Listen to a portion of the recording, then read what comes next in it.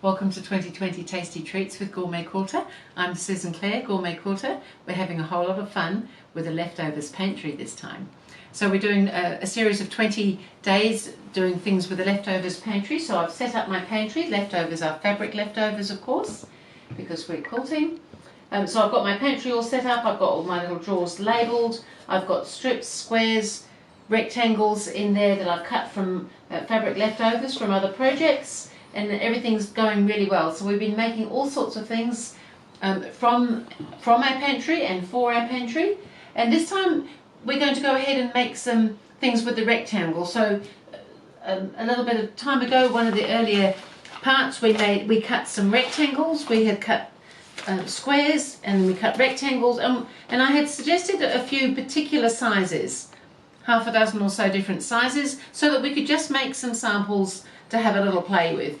Of course, you can make these units with pretty much any size rectangle. So I just thought I'd quickly go through with you what it is that we're doing. So I had suggested some rectangles cut from the 1.5 inch strips and also some cut from 2.5 inch strips. So the 1.5 inch strips obviously are smaller than the others. So I've just suggested putting two together to make a little unit. So it's a square unit now because it's got the two that bring it up to the square size. And then I suggested making a 3 unit, which brings it up to a larger square, and then a 4 unit. So because it's all still working with rectangles and I didn't want to have lots and lots of different units, we have got unit A, B, and C. And we've got them also in the other sizing. So this would be the A, so it's now a 2-part square. And then we've got the B, which is now a 3-part square. And this is the C, which is the 4-part square. And you could continue on and you could use different sizes. What you just need to know is that if you're going to have 4 parts, that you want it to be 4 times as long as your strip is wide, and plus your seam allowance. So if this is going to be an 8.5 inch measuring block as it is now, or unit. So it's cut from 2.5 inch strips, so it's 2, 4, 6, 8 plus your seam allowance. So that's how long your piece is, and that's how big the unit's going to be. So I think you probably understand that. It's fairly straightforward. We're used to working with these sort of figures, and everything of course is just proportionally smaller with the smaller units. So I've got a few units up here. You can see same things I've got on the table. I've got our 4s, 3s and 2s, and if we prefer it, our C's, B's and A's.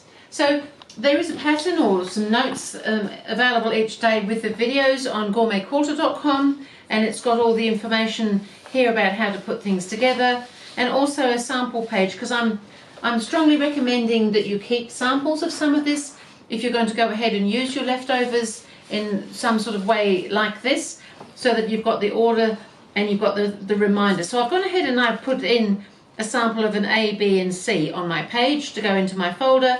So we're collecting some nice little samples now. I've got a 4 patch, I've got a 9 patch, and now I've got a rectangles unit.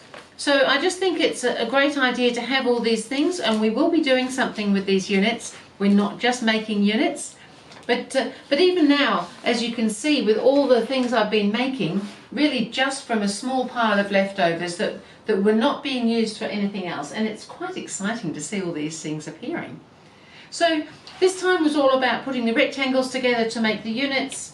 We had them grouped in my case, the drawers in my pantry, so that I could just choose from there, or we can of course always cut some more if we're needing some more. And I've just kind of gone to some degree with random colours, and there will be some order required at some stage, but not necessarily order that requires exact same fabrics, but possibly colour groupings and things. But we're not really going to go into sorting colours, because I think everyone has got different colours. We all see things just a little bit differently, but we might find that later on we might have a whole lot of black and white, so we might put black and white with a colour.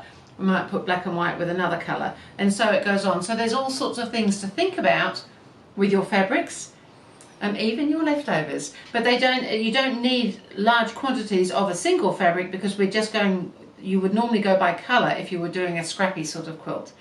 So scrappy quilts come from leftovers very often. So I just thought I'd go through that, make some units using the rectangles, A's, B's and C's in a couple of different sizes so that we can have a little look at how we can use those to make something else from the pantry later on. So that was it for this time. So I will see you again with from the Leftovers Pantry number 8.